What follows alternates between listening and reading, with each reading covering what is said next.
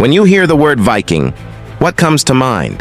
A bloodthirsty raider with an axe in one hand, a shield in the other, screaming as flames rise from a burning village? That's the image Hollywood sold us.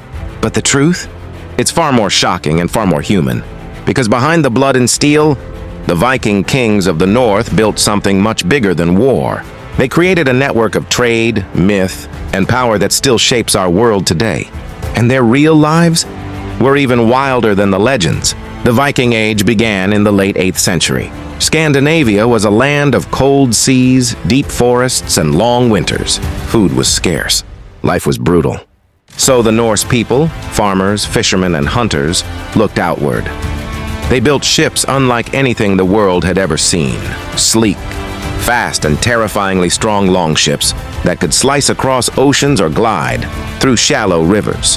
With these ships, they became something new. Not just survivors, not just warriors, but explorers, raiders, and kings of the seas. In 793, the Vikings hit the world like thunder.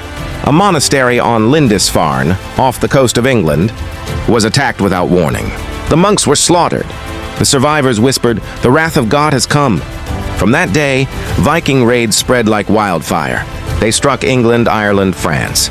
They sailed up rivers to attack cities deep inland. To their enemies, they were demons in human form. But here's the twist. Raiding wasn't just about gold or blood. It was about survival. Scandinavia's harsh lands couldn't feed everyone. Raiding gave them wealth, land, and a chance at something greater: power and honor. Not all Vikings were raiders. Some became kings who ruled vast territories. There was Harald Fairhair, the first king to unite Norway. Sinuth the Great, who ruled not only Denmark but also England and parts of Scandinavia.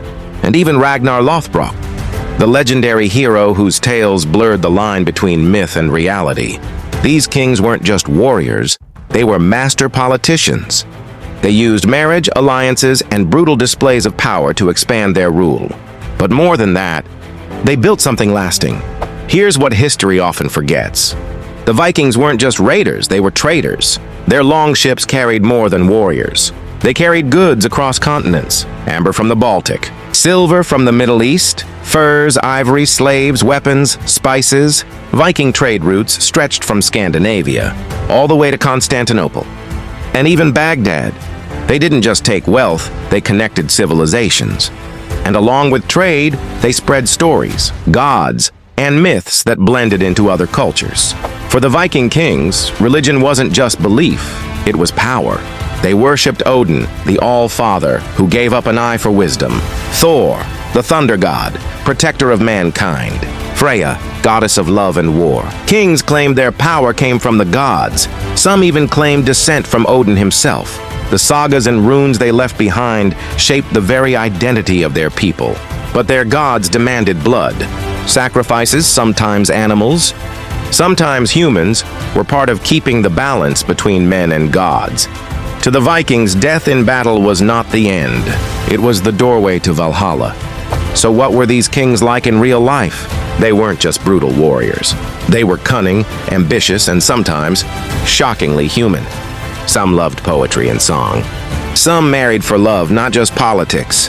Some even struggled with fear of betrayal, of famine, of the gods' wrath. And their courts weren't just halls of war.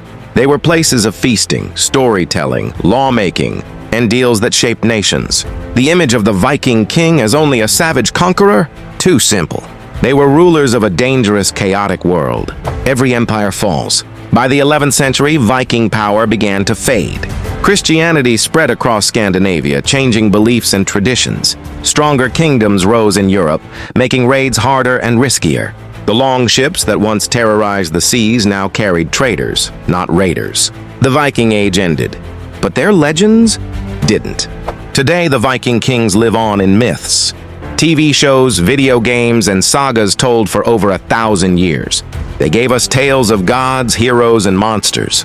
They gave us a glimpse of what it means to fight against the odds, to seek adventure beyond the horizon. And they left behind a mystery. Were they monsters of history or pioneers who connected worlds? The truth is, they were both. The Viking kings were raiders and traders, brutal and brilliant, monsters and visionaries. They were men who lived in a world that demanded violence. yet dreamed of something greater.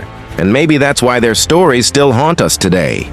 Because deep down, the Vikings remind us of something we can't escape. That history is never just one story. It's blood and glory, myth and truth, kings and killers. And sometimes, the greatest secrets of the past are hidden in the spaces between the legends.